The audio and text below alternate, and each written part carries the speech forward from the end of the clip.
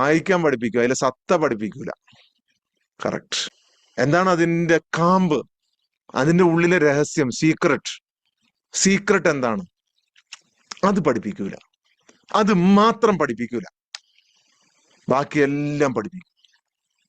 ഓരോ ദിവസമായി നിങ്ങളുടെ മുമ്പിൽ റിവീൽ ചെയ്യപ്പെടുന്നത് അതിന്റെ രഹസ്യമാണ്. കഥകളിലൂടെ, പറച്ചിലുകളിലൂടെ, സംസാരത്തിലൂടെ, ഞങ്ങളുടെ ട്രെയിനിങ്ങിലൂടെ നിങ്ങളുടെ മുമ്പിൽ അതിന്റെ ചുരുളാണ് അഴിഞ്ഞുകൊണ്ടിരിക്കുന്നത്. അതുകൊണ്ടാണ് പലരും ചോദിച്ചില്ല, എന്താണ് സാർ ഇതിലായിട്ട് ഇങ്ങനെ ആകർഷിക്കപ്പെടുന്നത്? നിങ്ങളുടെ മനസ്സ് ഇത്രയും നാൾ തേടിയ ആ രഹസ്യം, ആ ചുരുൾ, അത് നിങ്ങൾ അഴിഞ്ഞു കിട്ടിക്കഴിഞ്ഞാൽ നിങ്ങൾ സമാധാനത്തിലായി, സന്തോഷത്തിലായി.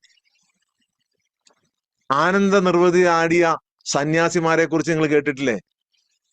സന്യാസിമാരെ കുറിച്ച്, ഔലിയാക്കളെ കുറിച്ച് നിങ്ങൾ കേട്ടിട്ടില്ലേ? സൂഫികളെ കുറിച്ച് നിങ്ങൾ കേട്ടിട്ടില്ലേ? സെയിൻസ്, വിശുദ്ധന്മാരെ കുറിച്ച് നിങ്ങൾ കേട്ടിട്ടില്ലേ? അതെല്ലാരും മനുഷ്യന്മാരായിരുന്നില്ലേ? സന്യാസിമാര് മനുഷ്യന്മാരായിരുന്നില്ലേ? ആയിരുന്നില്ലേ? ഔലിയാക്കള് മനുഷ്യന്മാരായിരുന്നില്ലേ? അല്ലേ? സെയിൻസ് മനുഷ്യന്മാരായിരുന്നില്ലേ? നിങ്ങളെപ്പോലെ തന്നെയുള്ളവര് അല്ലേ?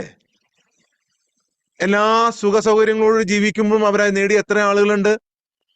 നിങ്ങൾ വിചാരിക്കും ഈ മുഹിയുദ്ദീൻ ഷെയ്ഖ് എന്നൊക്കെ കേൾക്കുമ്പോ എന്തോ ഒരു ഫക്കീറിനെ പോലെ നടന്ന ആളാന്നല്ലേ?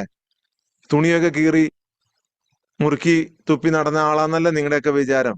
നിങ്ങൾ അദ്ദേഹത്തിന്റെ ചരിത്രം പരിശോധിച്ച് നോക്കി. 10 കപ്പലുണ്ടാർന്ന് പറഞ്ഞ, ഒരേ സമയം സർവീസ് നടത്തിക്കൊണ്ടിരുന്നത് അതിസമ്പന്നനായ വ്യക്തിയായിരുന്നു. നിങ്ങളൊക്കെ വിചാരിച്ചേക്കണെന്നാ?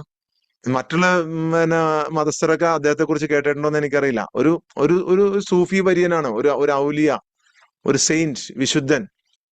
അവരൊക്കെ പലരും വിരക്തി കൂടി ജീവിതം ജീവിച്ചിട്ടുണ്ട്. ആ ചിലർക്ക് അത് ഇഷ്ടമായിരുന്നു, ആഡംബരങ്ങൾ ഇഷ്ടമല്ലായിരുന്നു. എന്നാൽ ആഡംബരത്തോടു കൂടി ജീവിച്ച ഒരുപാട് പേരുണ്ട് ഇതിനെ അറിഞ്ഞതിന് ശേഷം. എല്ലാ മതങ്ങളിലും നിങ്ങൾക്ക് ഭൗതികമായ ജീവിതം ജീവിക്കുന്നതോടൊപ്പം തന്നെ ആത്മീയമായ ആ സ്പിരിച്വാലിറ്റിയും നിങ്ങൾക്ക് നേടാൻ പറ്റും.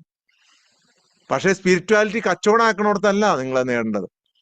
നിങ്ങൾ സ്വയം മനസ്സിലാക്കുകയാണ് വേണ്ടത്. നിങ്ങൾ സ്വയം മനസ്സിലാക്കുക.